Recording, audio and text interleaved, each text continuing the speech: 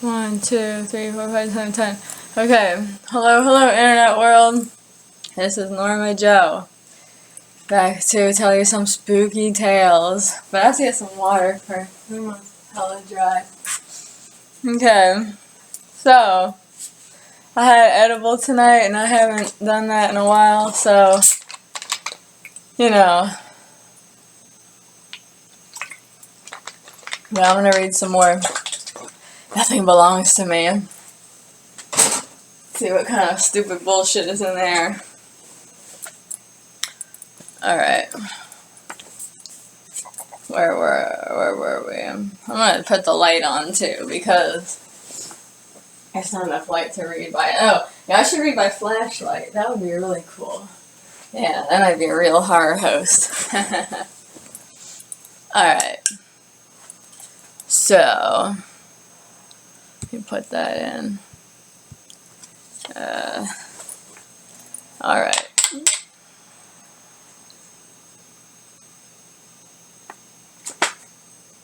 That's all her saying she's jealous. My fucking light is a piece of shit. I already need a new flashlight. And it's like I've barely had this one. Come on, asshole. God damn it. Okay. I think I already finished this page. Yeah, and then I went to the next chapter. Blah, blah, blah. Let me see.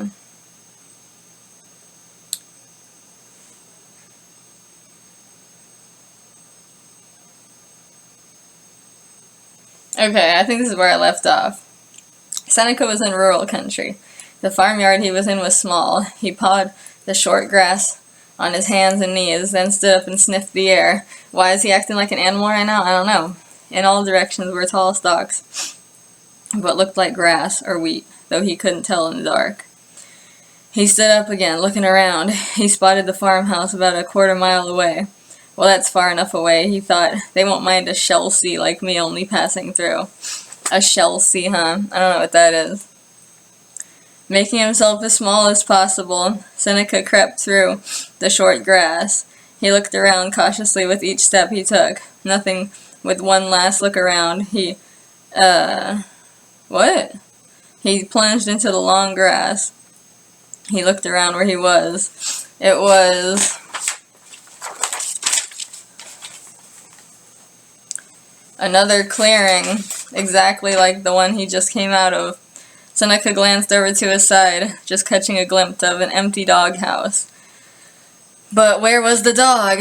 In a moment he was on his back, dodging the snapping jaws of a medium-sized shepherd. It was strong and long-haired from where Seneca was. It looked black. Oh, okay. But later he would find that its true color was tan. Seneca kicked at the dog from underneath. Twice he missed as the dog tried to tear into him. It tore his sweater at the shoulder and got his first taste of blood. His third try, he struck it in the stomach, but bolted in the long grass. The bite was white hot, and he licked it, trying to cool it down. As soon as he stopped, the dog was on him again, but this time it was behind him, and he caught its muzzle with his heel. He zigzagged through the field nervously. Every few leaps he stood up on his hind legs. You mean his legs, because he's a fucking human. Scanning for the dog. The dog was doing the same. Neither could see the other or where they were, but the dog had an advantage. His nose, he would sniff out that intruder and tear him apart. Then his owners would be happy. He liked when they were happy. Seneca stopped to lick himself again. Panting and afraid, he looked around. The dog seemed to be nowhere, but he knew about dogs. Dogs wouldn't stop until they've killed you no matter what. In a way, he admired them, how dedicated they were. He stopped his thoughts to lick, spitting out in the grass. He hated the taste of blood in his mouth, and it didn't seem like it would stop bleeding. He spat out on the ground and looked around. A tiny sound in the grass made him bolt. Blood ran from the bite, and he had to stop. Here we go, there's blood running again. Man, that dog must have really fucking bit him, man. He sat cursing himself, cursed the dog and the farm, and licked. Seneca was just about ready to give up. He heard the baying of the dog before he saw it. It was different. Not the huge deadly shepherd, but a hound, stricken with fear. He wondered if he was, in fact, surrounded by dogs. The hound that picked up the scent of blood would be followed by a whole pack.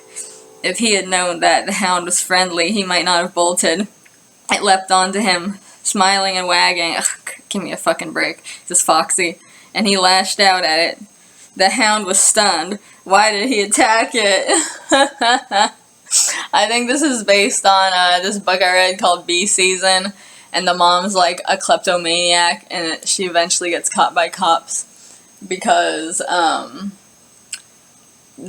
fucking beagle jumps on her, but she thinks it's a giant ass dog, like in the dark.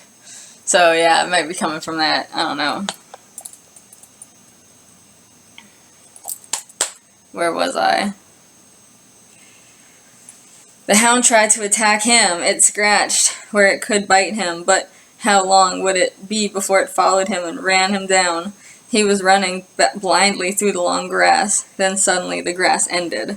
He leapt through it before he could stop. Wet, cold, he was in the creek. His scratches and bites stung in the murky water. I don't know if that would be real, maybe if it was really polluted. But still, he was alive. He had lost the dogs. In a few minutes, he had gotten a sense of his surroundings. All he wanted was to get back on the road and leave this place. He leapt up the opposite bank with his scent completely lost in the water. He had no fear of dogs. He stood up looking around and saw the farmhouse. It was much closer, and he realized sickly that he had been running towards it.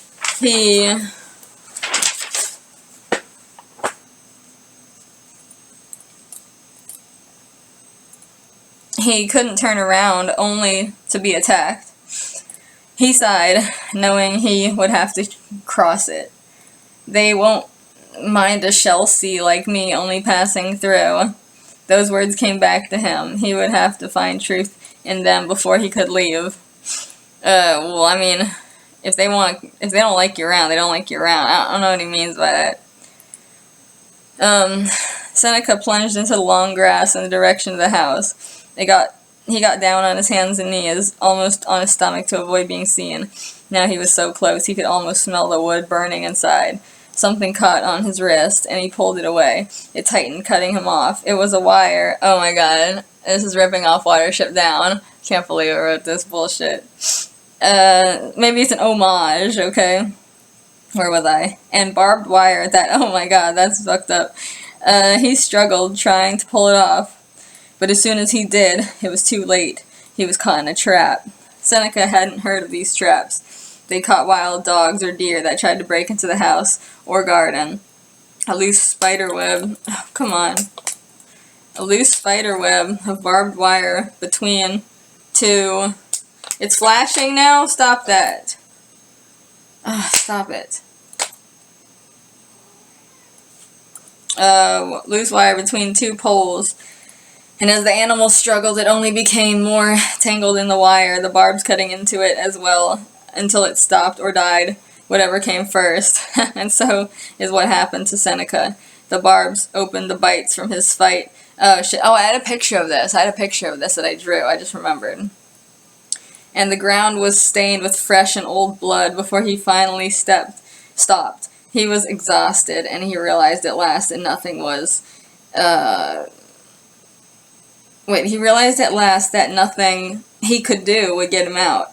He licked at his wounds and hoped that he was found. Then it hit him. If a farmer was almost certain that he was a wild animal, it might not matter. He might just shoot him outright from the doorstep. It was dark. He might not carry a flashlight when he was cleaning out his traps.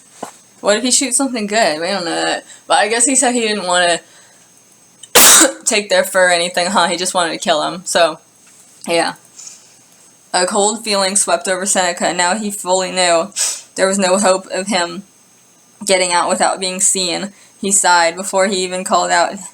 He knew how stupid he sounded. Help, help, somebody help me, I'm stuck in the trap.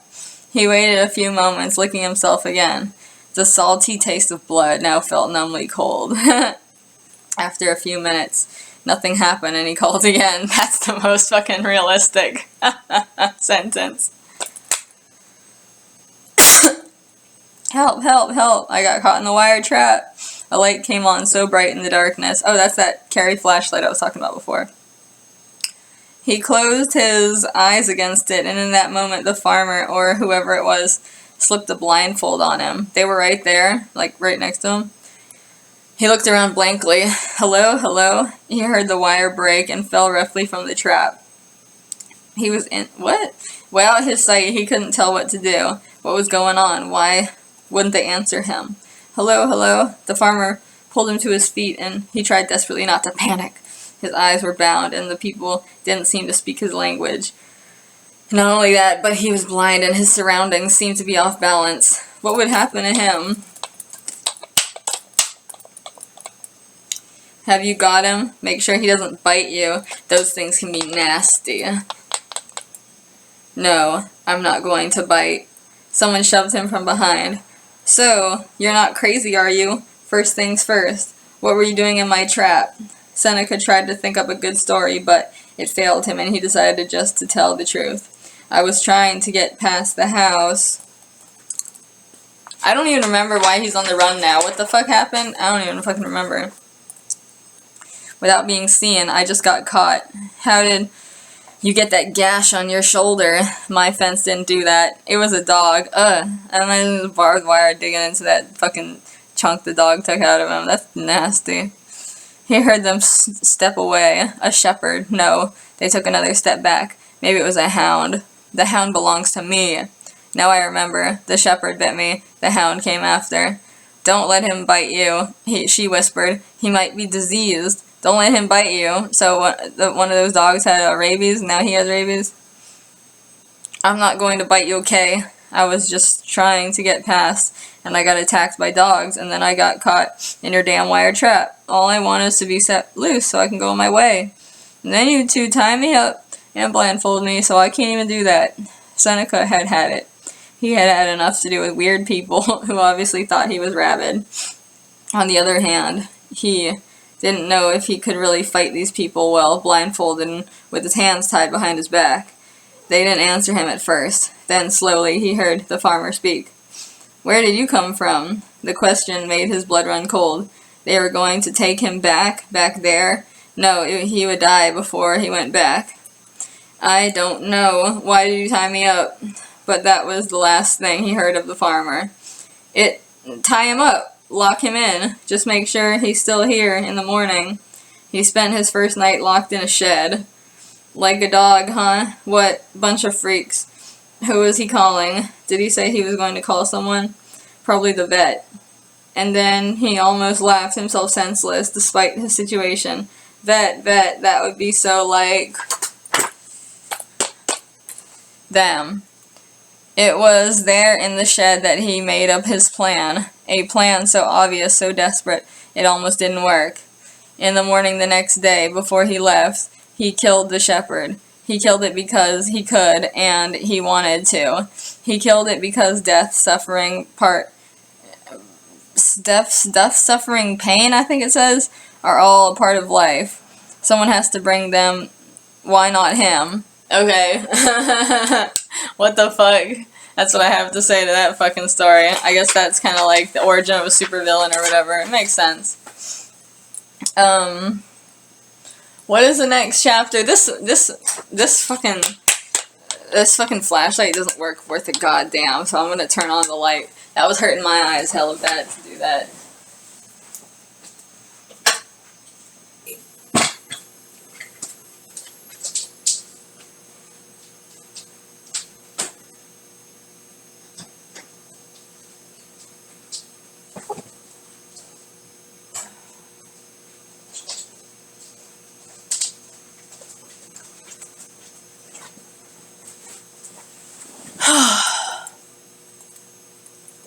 Okay. Oh, the thing is still running. Okay, cool. What should I read now? I'll just go into the next chapter. Chapter 8, A Poem for the Hour. I'm sure this is gonna be fucking terrible. So California explained to me again why I talk to them, but they never talk back. Oh, here we go for some explanations. Our language, they can't understand it. But we can understand them. Why is that? Because we are smarter than them, prettier than them, and all around better than them, Val answered. Fuck off. They can hear us. They just don't act like it. You know that. Oh, brother Simon, don't get all technical on me now. It's better than being an idiot. Oh my god, this is like our country right now. Shut up, you mind slut. You shut up. And then they both tell each other to die. It's like, seriously. And they would start to fight again. The green fire, Wasabi. Oh shit, I mean Willie. Sorry. Only stared at them.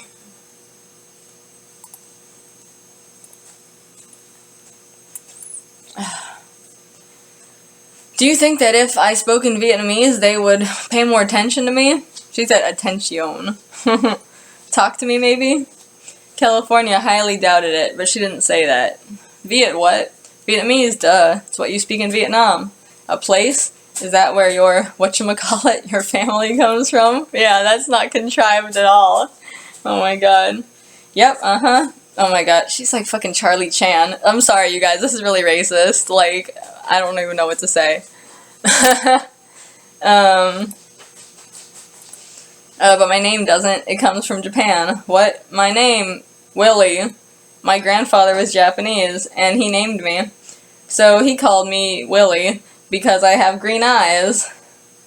California was now even more confused.